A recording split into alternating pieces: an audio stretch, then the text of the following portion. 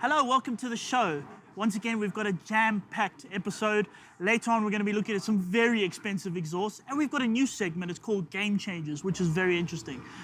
But first, Matt and Harry have organized 2 road test bikes, and they've kind of left me here on my own because they're selfish. Now, normally we bring you the latest and greatest motorcycles, but this time we've made a bit of an exception. It's true, no new bike this week, and that's because of you lot. A lot of you have quite reasonably said, why are we testing so many new bikes when they cost the earth and most of us can't really afford them, including me and Harry? So can we test something with a little bit of real-world application, something that's fun, something that's exciting, but doesn't cost the earth, and we can actually afford them? So, Harry, can we? Of course we can. The real world doesn't have to be boring. I mean, look at this lineup of bikes that Max just walked past. Triumphs, Ducatis, Envy Agustas, Yamahas, Aprilias. It's an amazing lineup of bikes, and they're all pristine. They've all got really low mileages, and they're all cheap as chips. These are 2 that really caught our eye. Yeah, absolutely stand out, don't they? I mean, look at this. These 2 are bikes that, well, I've loved for years and years and years. I went on the original launch of the Tuono many years ago. And this was the latest edition of the V-twin Tuono before it turned into a V4, and that is the KTM 990 Super Duke R. That's where all the Super Duke madness started, and they're both ripping sports bikes. They're ridiculously good sports bikes, and they're ridiculous bargains. This is a 2008 Aprilia Tuono V-twin. It's got 11,000 kilometres on the clock. Amazing. And it will cost you 65,000 rand. And this, the KTM, is 4 years younger, 2012. Got more kilometres on it, I think, though. 19,000 kilometres, barely run in. So, in theory, these are bargains. Mm-hmm. They're mint-looking. Mm-hmm. They should ride like a dream, as good as anything that you can get now. Should do, and there's only one way to find out. Yes.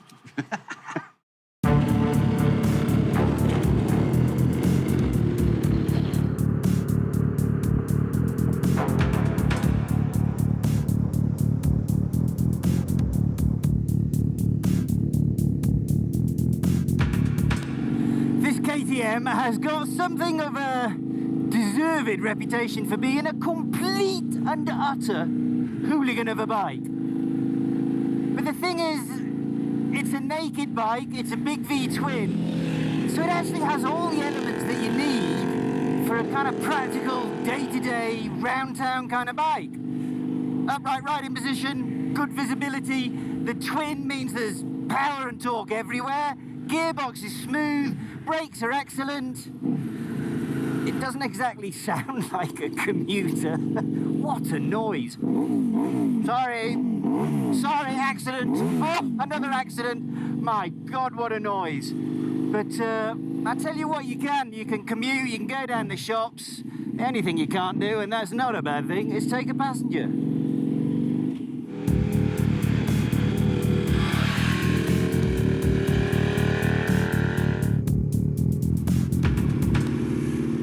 In a way, you could say that the KTM that Matt's riding and the Aprilia that I'm on match our personalities quite well. The KTM is definitely the hooligan in a pair of tackies and a pair of ripped jeans. Whereas the Aprilia, it is also a hooligan, but it's got a bit more style and class. It's a hooligan in an Armani suit. And we bang on about practicality, and yes, they are practical, but boy, are they a lot of fun. And to continue the practicality theme, which might seem boring and worthy, but it is very relevant, Matt's bike was designed from the start as a naked bike. This bike started life as a super bike with all the attendant uncomfortableness and just general impracticality. But with the simple expedient of fitting a nice pair of wide bars, taking off the fairing, it's turned it into something which is just as good as a super bike, but if anything, a lot nicer to ride. Enough of all this practicality. Let's get the speeds up a bit and start covering some distance. Because most of us aren't lucky enough to live at the bottom of a mountain pass. So we're going to have to do some travelling to get to the good roads. Well, there's one thing, apparently, that everybody knows about naked bikes, and that is that they don't make good tourers, which on the face of it kind of makes sense. You don't have a big fairing to hide about. You're going to get buffeted by the wind over long distances, but I'm now doing 135 kilometers an hour.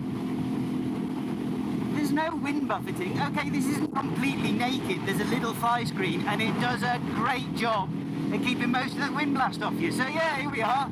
Old school sort of 75, 80 miles an hour. You could sit like this all day. I don't know if you can tell, but there's no buffeting on my helmet. I could stay here for a long time. Well, actually I couldn't. Because this KTM, without a shadow of a doubt, has the worst seat in motorcycling.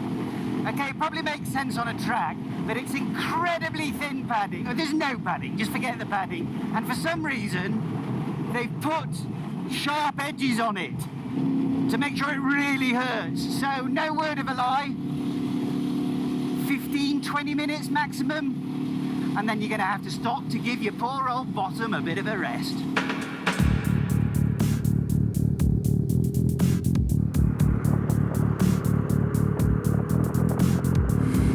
We like to talk about adventure bikes being the ultimate dual-purpose bikes. You can do long distances in comfort, and then when the going turns to dirt, well, it can handle that as well. Well, I'm sorry, but this bike is just as much dual-purpose as an adventure bike. It will eat up the miles in this relaxed, lolloping, easy-going manner, but then when the going gets twisty, you can have fantastic fun on that as well.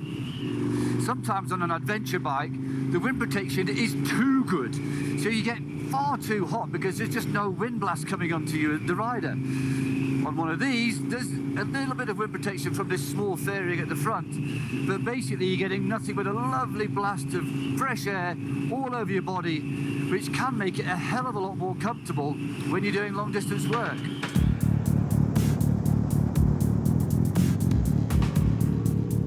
As much as Matt and I are extolling the virtues of these bikes for touring, let's not beat around the bush and get to the important bit, a road with corners. Right, this is what this bike was born for. Enough of all the commuting and the touring. Find a bit of a back road. Let the engine have its head, which it's pretty damn quick. And the suspension is stiff, sporty. I mean, it's meant for a racetrack.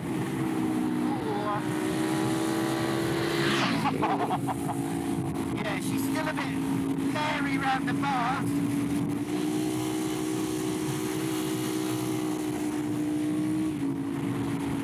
And on the brakes, oh yeah, brakes are pretty awesome. Well, there's no denying that was quite exciting. Just not in the way I anticipated. Bit of smoother road here. Not only is the suspension harder on the R model, it's actually got a longer rear shock, so it steers even quicker than the standard model.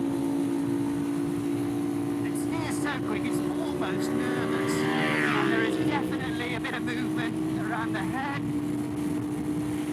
I like it in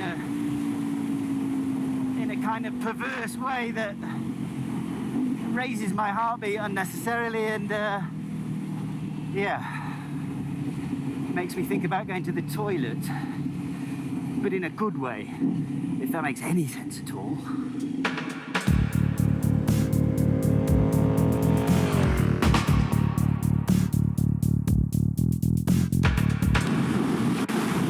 As good as these bikes are for long distance work, this is really where they come into their own. And it doesn't really matter what pace you ride at. You can be a fast rider like Matt, or you can be a slow rider like me. But the thing is, it makes you feel like you're going fast. This might not be as twitchy as the KTM, but it is still fantastically capable. You tip it into a corner and it just does what you ask it to do. It does instill a lot of confidence. The wide bars give you so much leverage that that you feel like you are in control. It's it is good fun.